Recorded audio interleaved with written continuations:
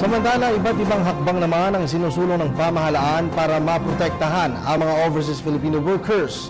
Una rito, pagbuo ng ahensya na tututok sa interes ng mga OFW at pagbuo ng Joint Crisis Management Team na aasikaso sa tulong na ibibigay sa mga OFW na nawalan ng trabaho sa Saudi Arabia. Muli nagbabalik ang aming kasamang si Joy Gumatay para sa detalye via Phone Patch. Yes, Kirby, halos 10% o 10 milyong manggagawang Pilipino ang nagtatrabaho sa ibayong dagat.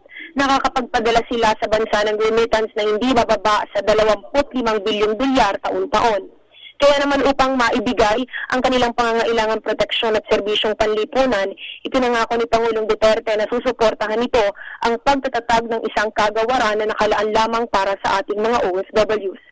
Malaking bagay ang pangakong ito sa mga tagapagtaguyod ng karapatan ng ating mga OFWs katulad ni Senadora Cynthia Villar at Congressman John Bertiz.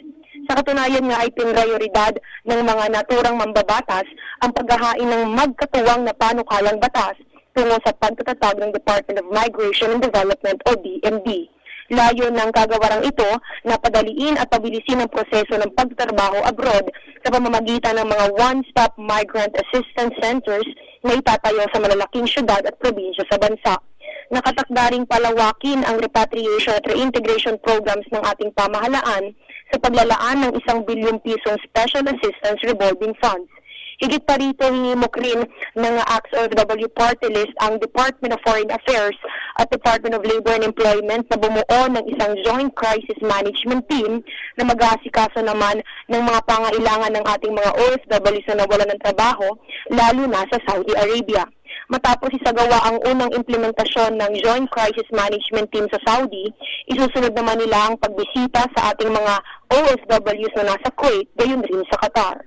Ito si Joy Gumatay para sa PTV News. Muli maraming salamat sa iyo, Joy Gumatay.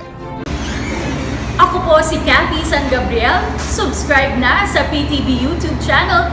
I-click lang po ang subscribe button.